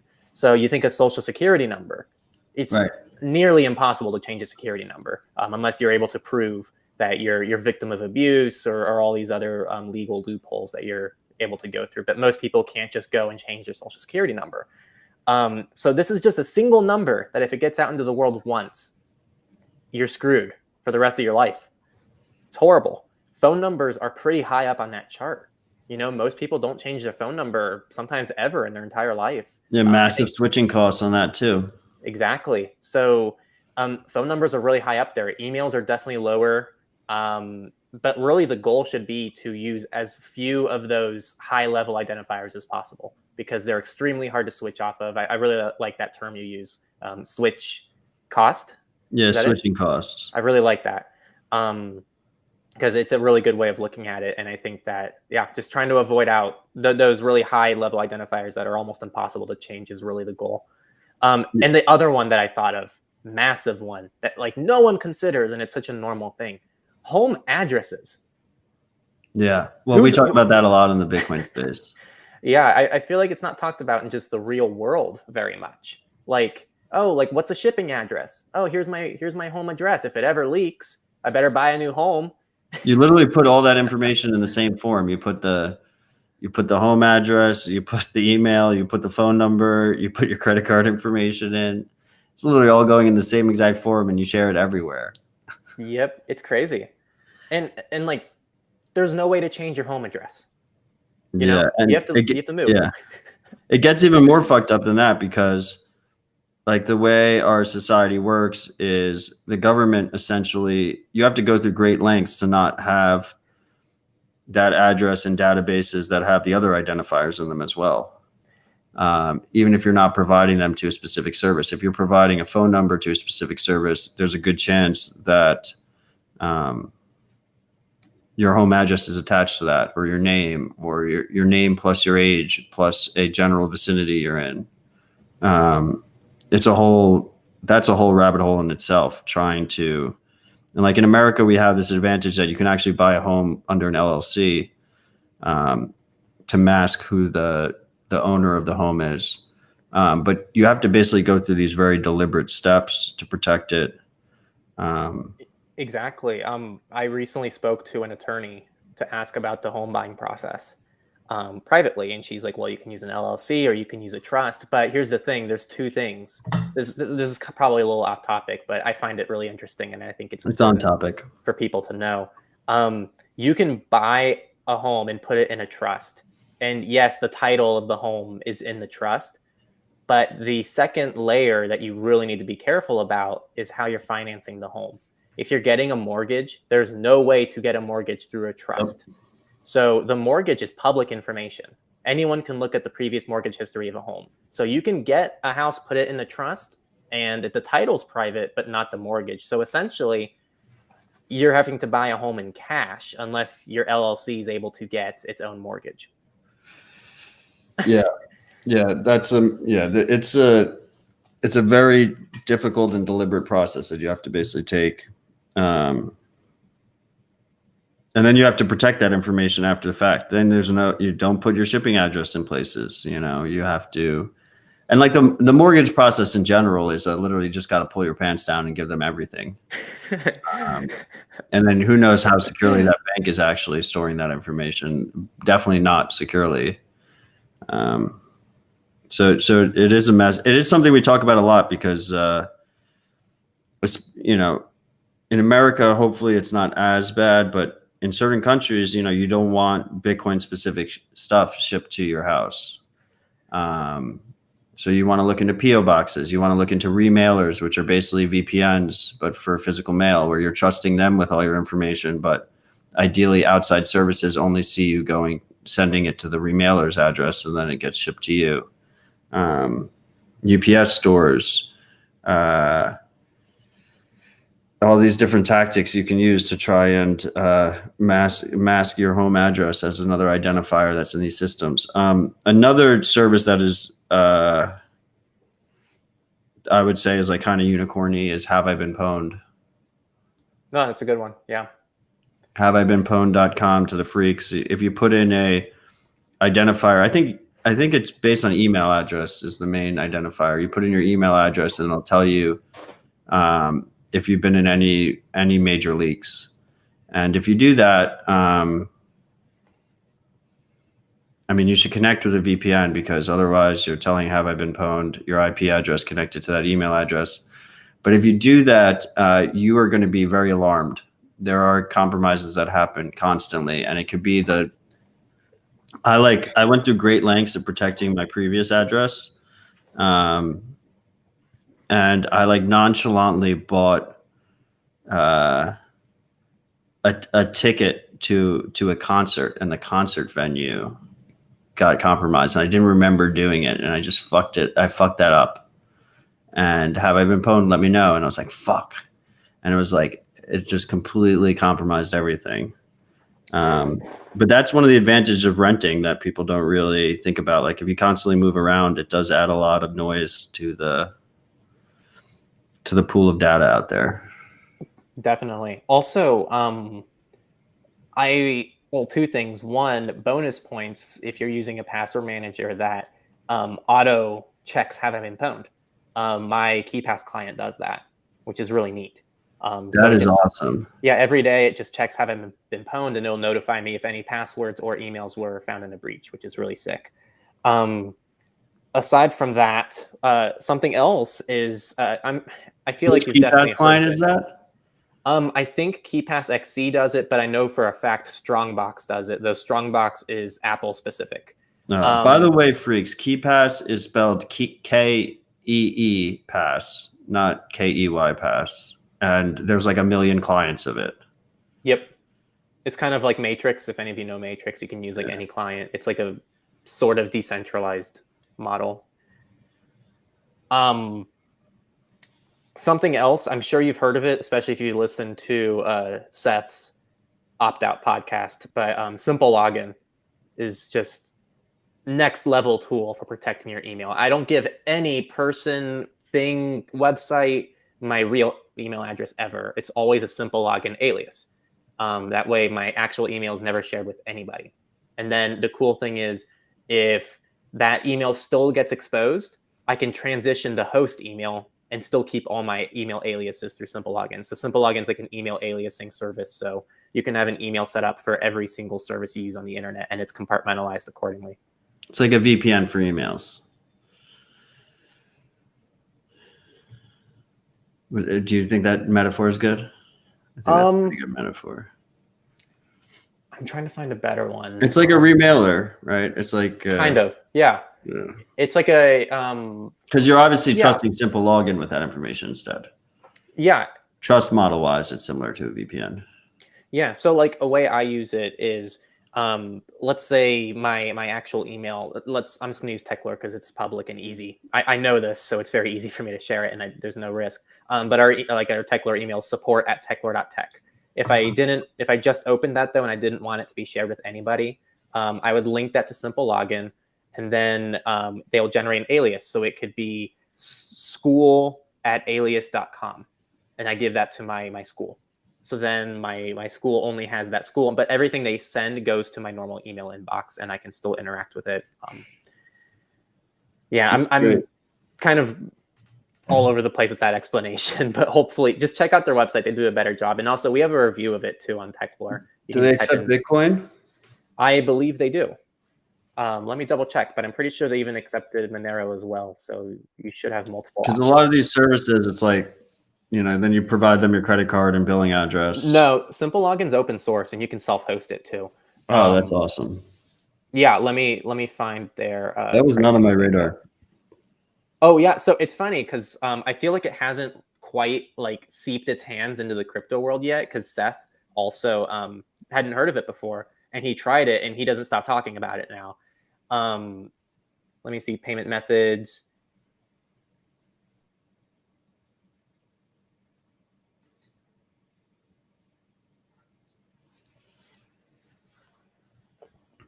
What are you checking the payment methods on Simple Login right now?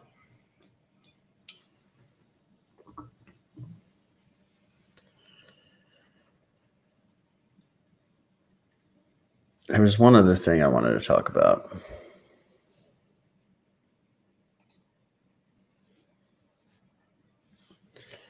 I think we might have lost Techlore.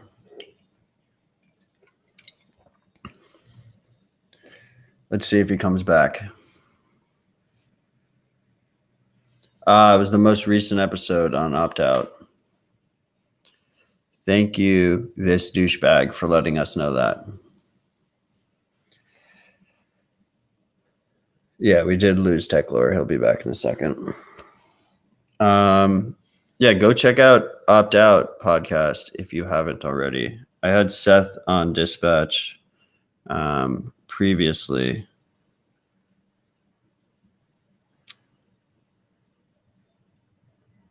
Yeah, Techlore's internet went out. He'll be back in a second. But definitely go check out Opt Out. In the meantime, freaks, if you want to throw more questions in the comments, feel free to do that. It looks like it's just me on right now. But when Henry comes back, we can answer those questions. Or if I can answer them, I will answer them. Someone is asking, Jonah's asking about the Calyx hotspot. I haven't really had too many issues with the Calyx hotspot. It's pretty cool concept where they give you this mobile hotspot if you contribute to their foundation, their nonprofit foundation. It obviously feels nice to support privacy-focused work. And then you also have the advantage of getting this hotspot. The major negative of the hotspot is I believe it uses Sprint and T-Mobile, a combination of the two. So those, their reception area is definitely a worse reception area. So you will have some reception issues if you're using that hotspot. How's it going, Henry? The spooks got you? Yeah, I should be back. Yeah, we hear you now. Cool. What I miss? I was just trying to run with it. I didn't realize Simple Login was the most recent episode on Opt Out. Yeah, you should check it out. I don't know when I cut out, but pretty much they accept crypto, but unfortunately they use Coinbase Commerce, so I don't know how popular that'll be. But that means they accept Bitcoin. So they actually don't accept Monero. No, they do not. Coinbase wow. So Seth loves them despite that. However, Seth is very pushy with Monero, and I think he did tweet saying he did get them to accept it. So you might be able to email them. He is very pushy about Monero. So yeah, if anyone can do it, it's him. We were talking about the Calyx hotspot.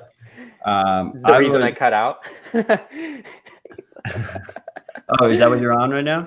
Yeah, it ran out of battery. I ditched my home internet. I don't have home internet anymore, so I just use the Calyx hotspot. It's fantastic. There you go. It is really great, but I was talking about how my major negative about it is that I think it's Sprint and T-Mobile they use. Yep. So the reception area isn't as large as the other two majors, as AT&T and Verizon. Yeah, it'll vary. I have fantastic internet at my home. It's better than what I'd get from my internet service provider, but I don't have to deal with the assholes though. I recently moved and I have gigabit, so I'm very happy with it. That's nice. Very nice to have. What have you ever? So Calyx hotspot is cool because it's unlimited. Have you ever hit like the point where they start throttling you? No, they've never. So Nick Merrill, the guy who is the founder of the Calyx Institute, he's never had someone throttled. He's had people download like 5 terabytes in a month and nothing happened.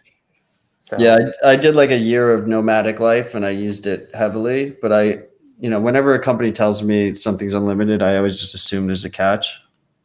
But I never hit the throttle point myself, but I thought maybe you did.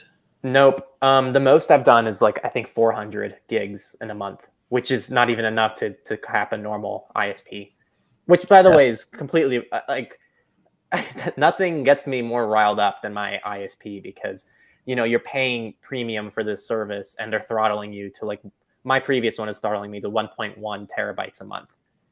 Yeah, it's fucked up. And a lot of them throttle even lower than that. I mean, I have buddies in Australia that's really bad.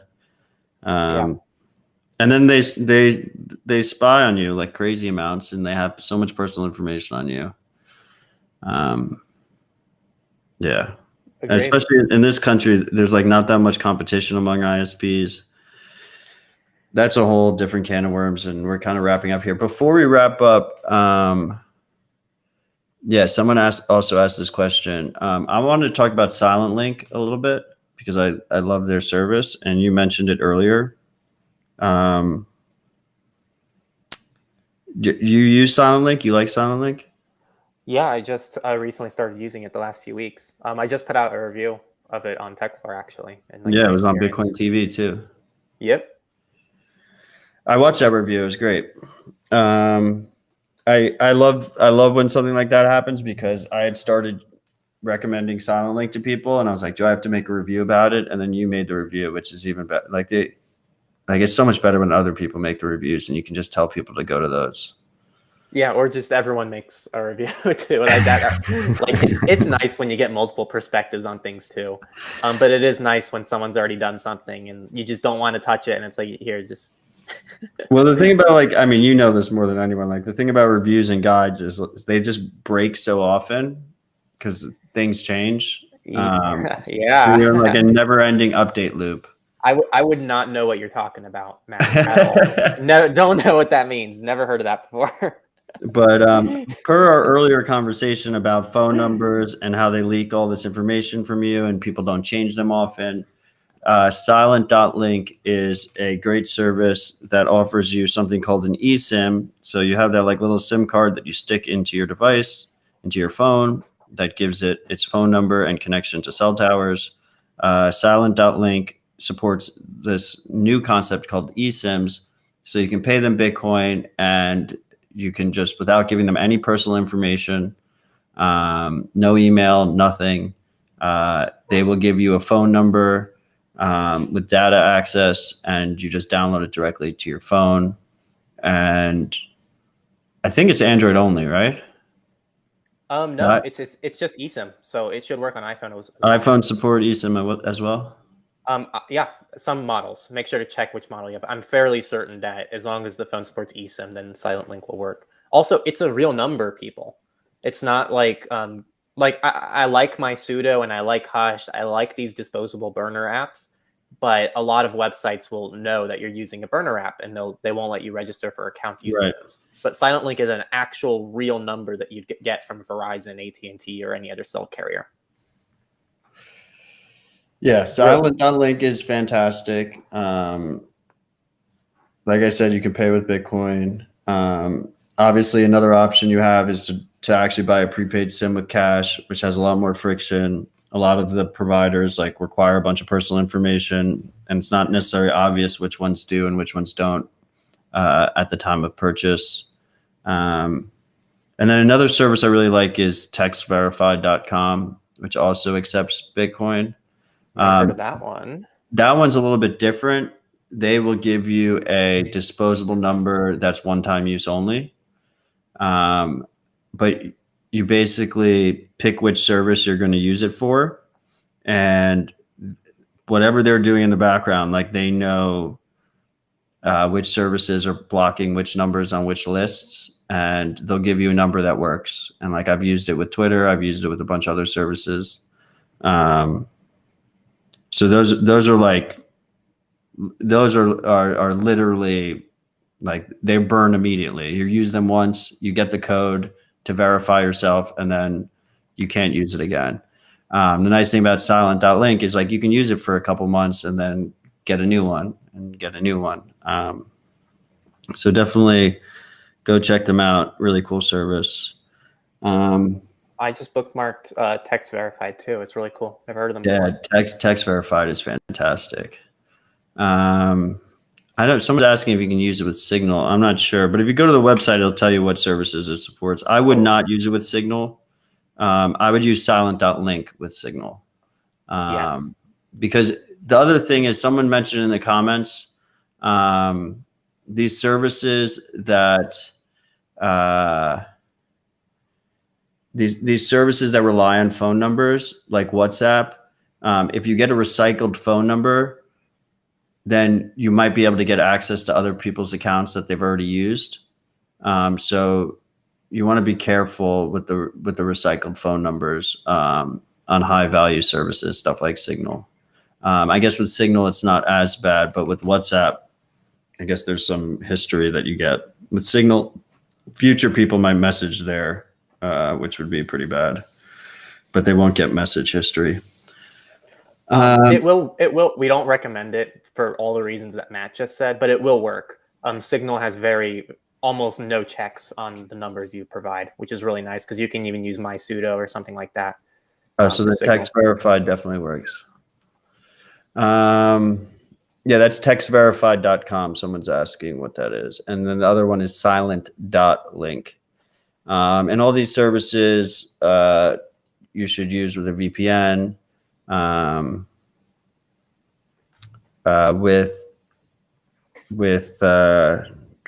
With Text Verified, they do require an email address. So be very careful about which email address you provide there, because obviously that is linking. Just linking your email address to whatever you're using it for. Yeah, I'm on their website now. They do support Signal. They support a huge amount of services. Okay, well, I really appreciate your time, Henry. Thank you so much for coming on. I appreciate all the work you're doing. Before we wrap up, do you have any final thoughts for us? No, man, this has been a lot of fun. I think that what you're doing is great. You're putting great projects, you're spreading great education to these people. And I think it's great that so many people are getting privacy and security education now. Just beyond us, just really anyone. It's really fantastic. So thanks for having me on, and really thanks for everything you're doing. Yeah, it's super promising. There's just so much good content out there right now. And I hope to see more and more of it. And once again, just thank you so much for all the work you do. Thank you for all the freaks who joined us today. And I'll see you next week. Thanks, Henry. Thank you too.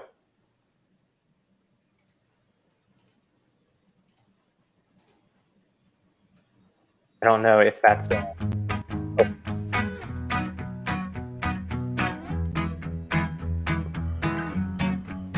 Yeah, I'm walking routine, I'm working day and night. I'm blinded by the city lights. No matter how hard I try, time passes by, and I'm left from where I started.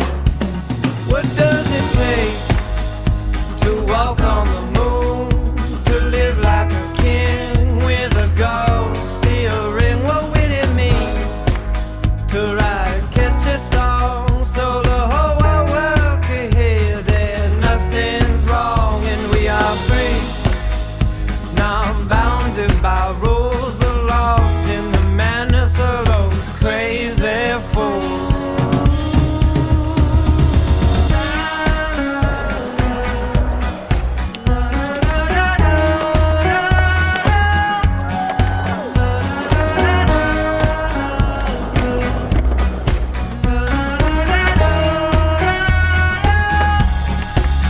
I'm getting older by the day, walking backwards is my way. No, I can't find my place, I'm the joke and you're the ace. Like I'm living in transition, forever I'll be wishing something's got to give.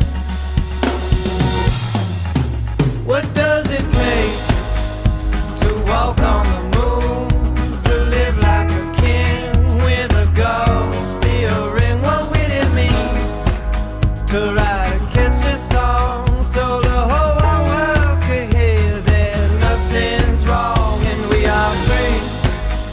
Now I'm bounded by rules, are lost in the madness of those crazy fools.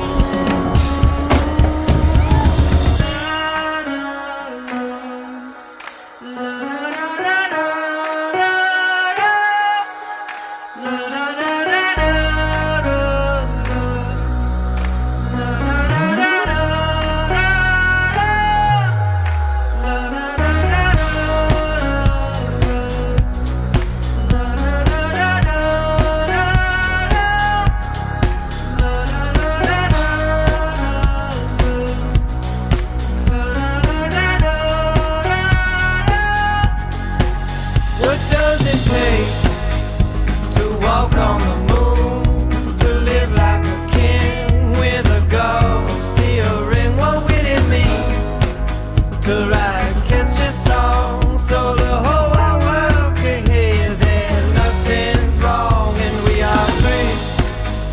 Now I'm bounded by rules, are lost in the madness of those crazy fools. What does it take to walk on the moon, to live like a king with a gold steel ring? What does it take?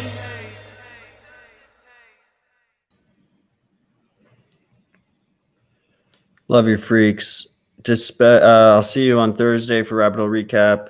Dispatch next Tuesday with Staticus and Open Arms is at 4 p.m. Eastern, 4 p.m. Eastern, 2100 UTC. So join us for that. That should be a great conversation. Reminder, you can find TechLore's content at techlore.tech. He's also got a channel on bitcointv.com. And he's got his new show, The Surveillance Report. Definitely go check that out. I love you all. Reminder, as always, I mean, I've been saying this to you guys for years now, but don't get overwhelmed. I know we talked about a lot of detailed things here. Little improvements do help. Cutting out social media use, not using an Alexa, not using a Google Assistant, reducing your Google usage. All these little things, they do add up, and at scale, they help everybody. So just consider trying to take little steps to improve your privacy. It is not as overwhelming as it may seem. And we can make progress, each of us independently and together. So I love you all. Take care. Have a great week. Cheers.